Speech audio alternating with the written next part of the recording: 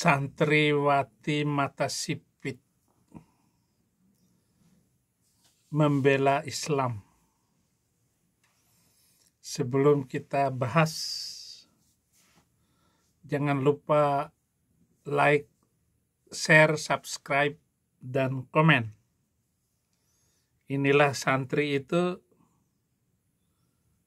Berani Anda membela Islam? Seberapa berani Anda membela Islam? Putus asa dan pesimisme menjadi pembunuh dalam masyarakat, menghilangkan harapan, melumpuhkan pikiran, dan memadamkan kreativitas. Laki-laki sejati tidak akan dikendalikan sifat putus asa dan pesimis. Tapi jika tanda-tanda keputusasaan dan pesimisme muncul di depan mata, keduanya tidak akan menyerang hatinya. Ananda, yang Umi baca ini adalah buku yang berjudul Seberapa Berani Anda Membela Islam, yang ditulis oleh Naim Yusuf. Anda mau tertarik? Silakan klik di keranjang kuning.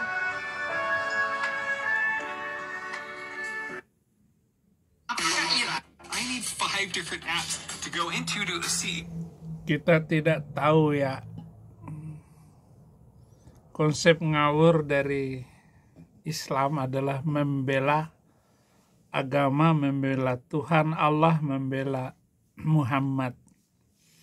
Dan yang paling parah di antara membela itu adalah lu jangan menghina Muhammad, habis kamu. Dan mereka menyimpan dendam yang luar biasa. Oleh karena itu, saudara-saudara, jangan menghina Muhammad kalau masih tinggal di Konoha. Saya baru sadar setelah menjadi orang Kristen bahwa Tuhan yang membela kita, bukan kita yang membela Tuhan. Agama inilah yang akan membela kita. Kalau Kristen sebuah agama, kekristenan itu telah mampu menahan hati manusia untuk tidak membalas dendam, untuk tidak melakukan kerusakan, untuk tidak melakukan demo, apalagi melawan pemerintah. Itu tidak ada di dalam ajaran Kristen. Kita sudah tidak asing dengan kicauan mereka dengan mengatakan bahwa Saifuddin Ibrahim itu murtad ataupun munafik, yang mengatakan bahwa Saifuddin Ibrahim bilang Tuhan tidak perlu dibela atau Kristen tidak perlu dibela. Memang itu sangat sarkas, meluncur dari ucapan dan tulisan saya yang ditujukan kepada mereka yang dicap sebagai orang-orang radikal. Bahkan kini muncul cercaan khas yang baru dari kita semua, mabok agama, aliran jidat hitam, Pajero, panjang jenggot Rasul, pasukan jenggot Rasul, ataupun macam-macam lah kita bikin, kadrun, kadal gurun, apalagi. Ayo tulis komentar di bawah. Itu memang harus diberikan kepada mereka karena mereka itu suka mengganggu tempat ibadah kita, merusak. Pokoknya mereka selalu melakukan pendahuluan pemanasan. Ya, sumbu pendek, gampang meledak emosinya, kaum mabok agama, dan dikit-dikit membawa dalil agama dalam menyikapi setiap persoalan. Kan begitu kan, Umi Santriwati mata sipit. Satu saja yang dibenci oleh kaum kadrun mereka adalah kelompok yang membatasi agama agar hanya bergerak dalam privasi ruang saja dan jangan terlibat dalam ranah publik. Ada pula istilah kadron, kadal gurun, sobat gurun, batrod, sobat gurun. Nah, ini sering kita tampilkan kepada Umi Handono ya. Dan kita harus melabel gitu karena ya memang fakta dan dalil bisa kita ungkapkan semacam itu sebab mereka tidak peduli dengan kebenaran keyakinan itu. Mereka hanya bisa menyerang kekristenan lewat debat masalah Tuhan. Masa Tuhan pakai kolor? Masa Tuhan disalib? Sebab asosiasi kita tentang gurun ya otak mereka, yaitu kitab yang diturunkan, yang diterima, yang katanya dikembangkan oleh seorang buta huruf abad ke-7. Yang 300 ayat saya minta adalah pernyataan yang sangat menyakitkan bagi saudara muslim sedunia, karena saya harus mengatakan itu berdasarkan pengamatan saya yang panjang tentang perjalanan penyebaran Islam di seluruh dunia. Maka kenapa ini semua kemudian setelah abad 15, 16, 17, abad ke-18 mulailah kita melihat bagaimana negara-negara Islam itu pada surut, hancur, berantakan semua ekonomi dan juga politiknya, terjajah di mana-mana. Identik dengan Jazirah Arab, dan Islam tidak bisa lepas dari identitas Arabnya. Ya kita sportif, Anda harus sportif.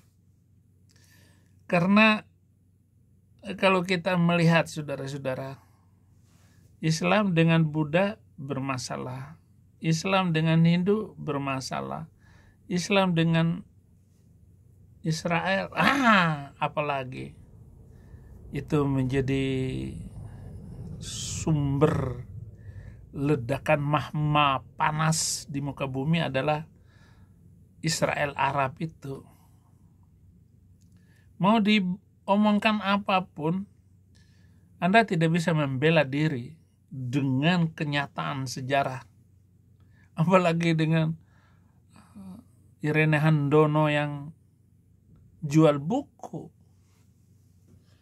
Mendingan isinya bagus. Tapi kan isinya hanya comberan semua. Pasti menyebut ayat-ayat yang saya minta untuk dihapuskan itu. Kita memang saling berseberangan dengan pemikiran-pemikiran Arab adalah penghancuran demi penghancuran, bahkan menghabisi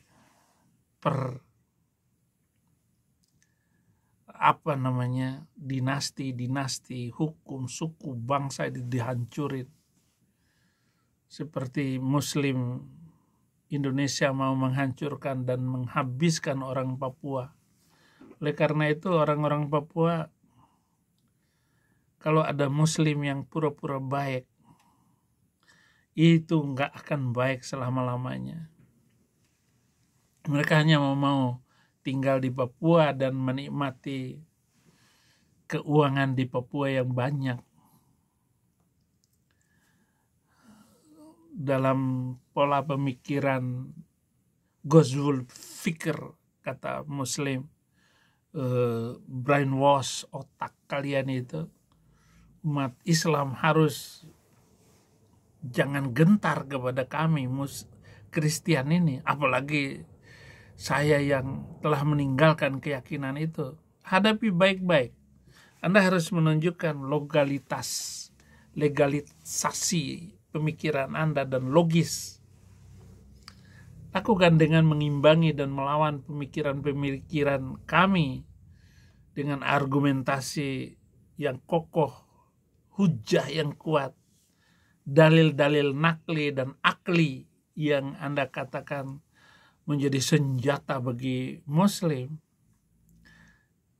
sehingga nanti umat Islam harus memiliki mental yang kuat dalam menghadapi celaan dan nyinyiran ini. Nyinyiran kadal gurun saja nggak bisa dilepaskan, betapa malunya kamu. Tapi yang memang dasar nggak punya malu mereka ini. Bukan dengan enaknya mereka ngelarang orang beribadah, ngerusak gereja. Jadi sudah berapa kosong itu kekalahan Muslim dengan kecanggihan teknologi ini. Zuma mengatakan ayat-ayat bohong yang diputar balik lidah bibirnya. Oleh karena itu, saudara-saudara, sebagai proksi dari musuh kita ini, kita harus obok-obok sidul komeng dari dalam, di mana mereka sangat dimanjakan oleh tuannya, oleh Muslim itu sendiri. Baik, saudara-saudara, saya akan memilih topik ini untuk saya lanjutkan besok. Namun terima kasih semuanya untuk perhatian saudara. Saya masih akan berbicara terus masalah membela agama, bedanya dengan kekristenan. Terima kasih.